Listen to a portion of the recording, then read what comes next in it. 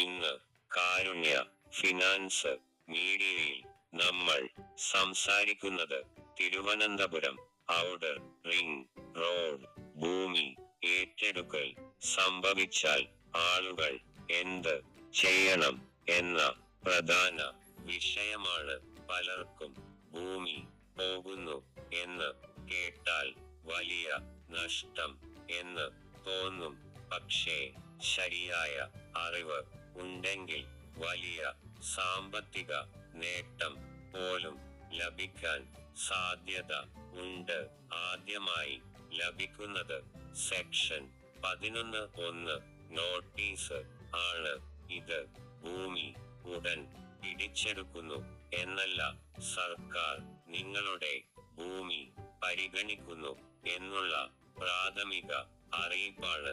ഈ നോട്ടീസ് കിട്ടിയാൽ ഉടൻ സമർപ്പിക്കേണ്ടത് ആധാരം, നികുതി രസീത്, സ്കെച്ച്, കൈവശം രേഖകൾ, ബാങ്ക് പാസ് ബുക്ക് എന്നിവയാണ്. സർക്കാർ മാർക്കറ്റ് വില കണക്കാക്കി അതിന് മുകളിൽ 100% സൊല്യൂഷൻ 12% അധിക തുകയും നൽകണം. ഇത് നിയമത്തിൽ ഉറപ്പാക്കിയ അവകാശമാണ്.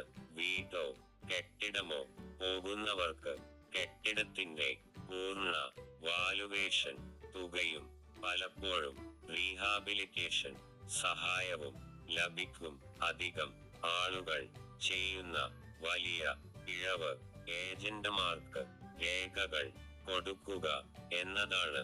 സർക്കാർ പണം നേരിട്ട് ബാങ്ക് അക്കൗണ്ടിലേക്കാണ് നൽകുന്നത്. നിങ്ങളുടെ അവകാശം അറിയുക, ശരിയായ രേഖകൾ നൽകുക. എതിർപ്പ് ഉണ്ടെങ്കിൽ ഹിയറിംഗിൽ പങ്കെടുക്കുക. അതിലൂടെ കൂടുതൽ നഷ്ടപരിഹാരം ലഭിക്കാൻ പോലും സാധ്യത ഉണ്ട്. ഇത് ഒരു ഫിനാൻസ് ചാനലാണ്.